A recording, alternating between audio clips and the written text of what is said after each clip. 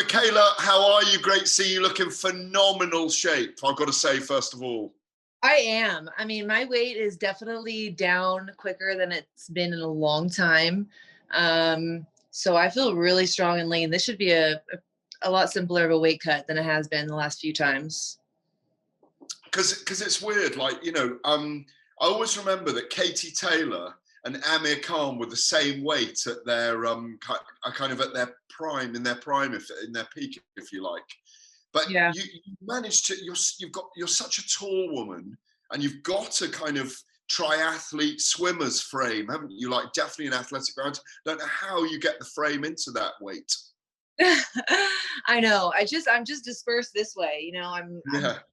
really skinny. My mom was really skinny, and so just skinny jeans with a little bit of muscle. So I've been able to kind of hold 130. It's definitely gotten harder because I fought at 130, 132 in the amateurs my whole career, 60 kilos, whatever you guys use So it if we with. turn you sideways, you can hide behind a broomstick. Yeah, is that Yeah, right? correct. Brilliant. It must be great.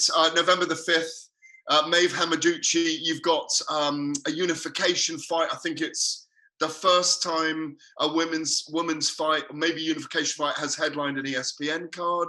So you're making history again. I know you've been doing commentary. Are all these facets of women's boxing, without before going on to specifically yourself, are these facets of women's boxing a kind of a delight for you, that they're all history making? Yeah, this is great. I mean, this is a really amazing time for women's boxing, and I'm happy to be a part of it.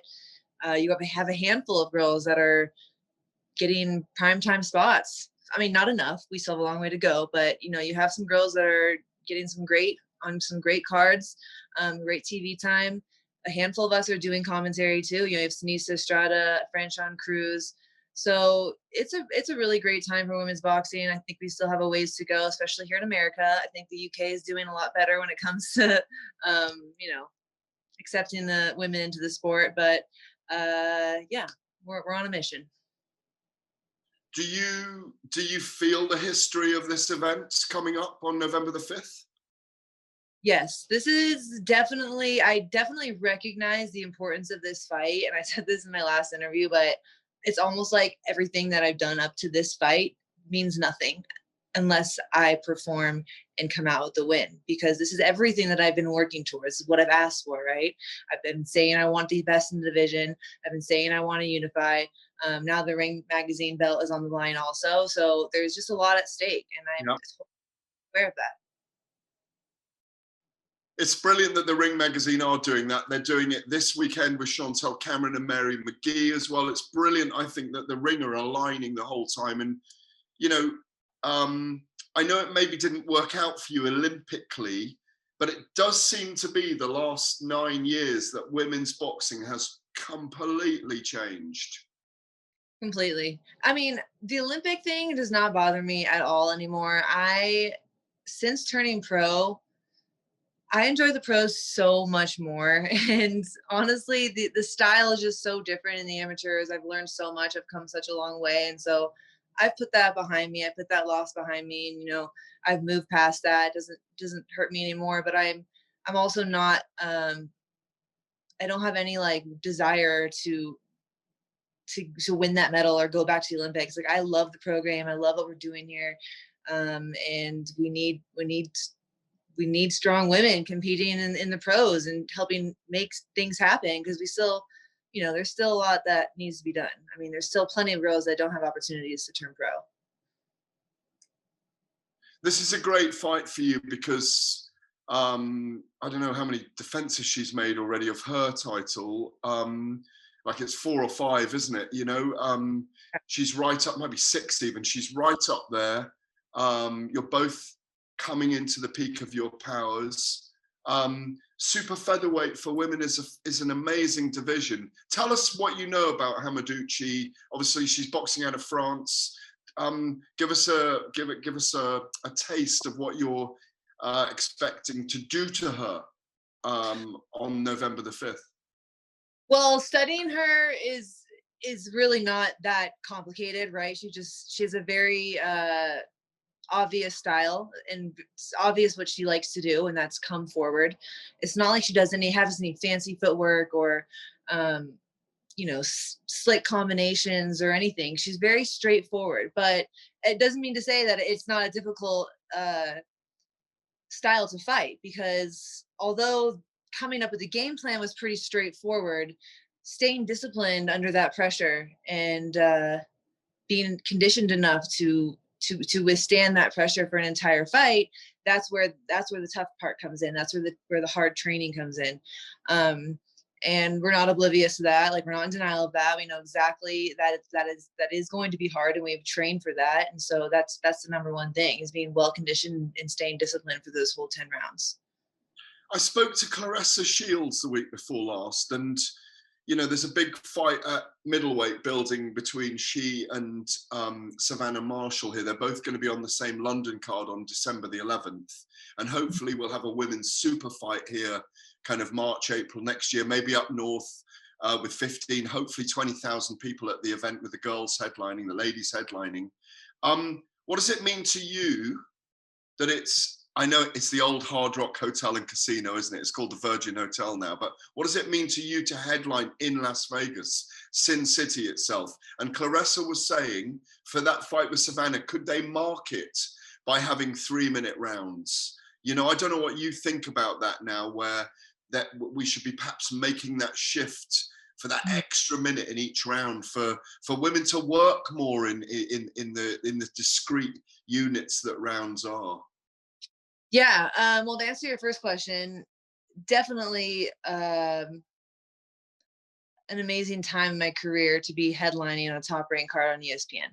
I mean, in Las Vegas. In Las Vegas, and just for them, after 15 fights and working my ass off to try and just prove that I was worth their investment, and that women belong on this big stage, for them to give me a main event fight in Vegas, and it just sort of shows that, like, I've done well, and that they believe in me, and that they're proud of me, and that they believe that I am worthy. And so that's just great to have that support from a promoter like Top Rank, and a network like ESPN, and a city like Vegas. So it's definitely a huge deal. Second part, the 3-minute rounds, I originally was like, okay, why are we going to keep pushing for more? Women are always pushing to do more for less. Why are we going to do that? And then I thought, well, that is just sort of the duty of this era of women. Like, we have the ones to push and push, and we're never going to get really fully what we deserve. Maybe the generation rest of the generation after them will finally get what they deserve. The pay gap will get closed, etc. But we're never going to get that. And so I have to sort of just know that, and my decisions that I make maybe have to be for the better of the sport and not just for myself.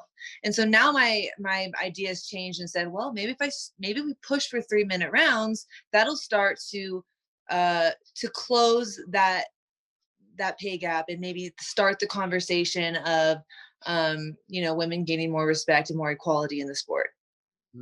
Not overnight, but it starts with women like us, me and Claressa, who have the platform and are at this level to sort of speak up and try and make it happen.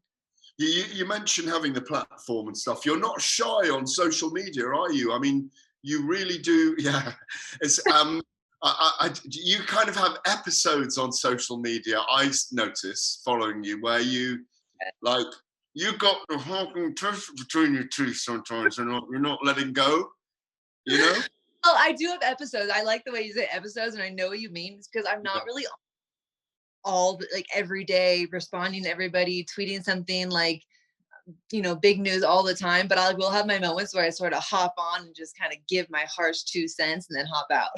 Get on, kick ass, and step off, basically. Yeah.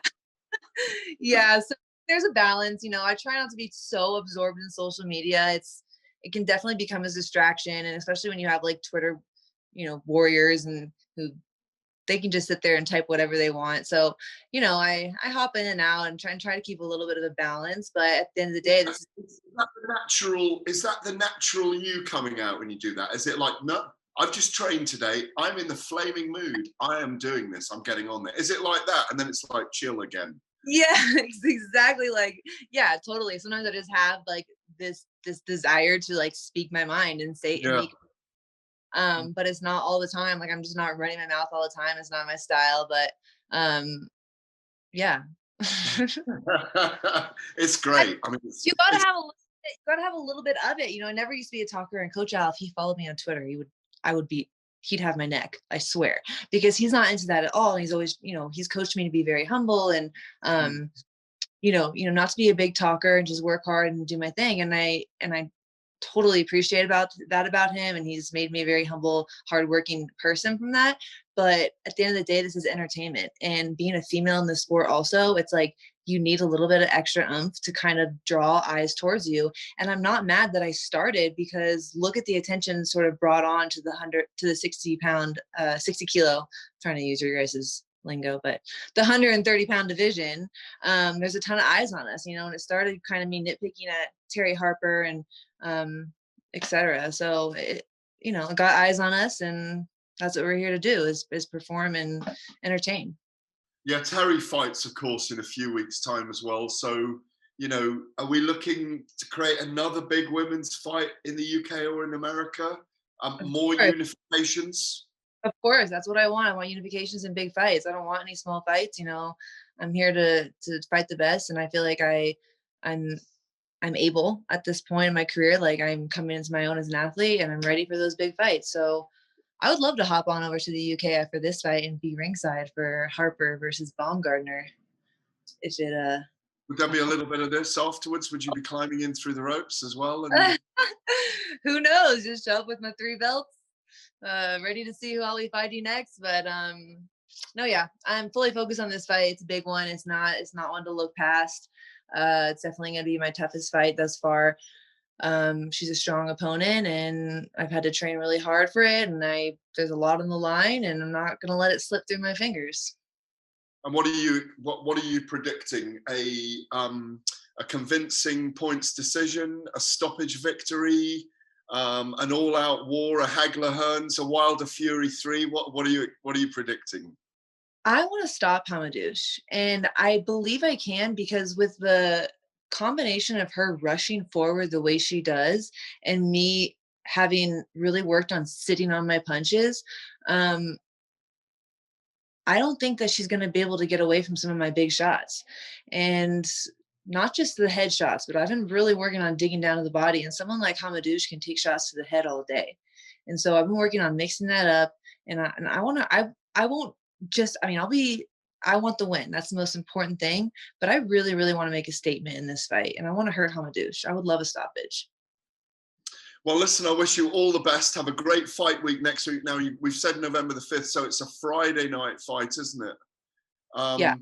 Friday night into Saturday here in the UK, and I'm assuming I will double check that it's live on Sky Sports, because they are carrying the top ranked cards now. You look fantastic. I really appreciate your time, and it's your last interview before you go into fight week next week. And yeah, go well, and bring the belts over here for more fun, frolics, and fighting, please. No, even the people in the UK who hate me, I know I have some fans out there, and then I have some who love to hate me. They should be rooting for me, because if they want to see me go up against Terry Harper and they want Terry Harper to kick my ass so bad, then they should root for me against Hamadouche so that we can actually make that fight happen for the fans. Cool. I'll say goodbye because I feel a Twitter rant coming on. Yeah. Okay. Lovely. Thank you so much. Great to see you, Mikaela. Thanks. You too. Bye. Cheers. See you later. Cheers.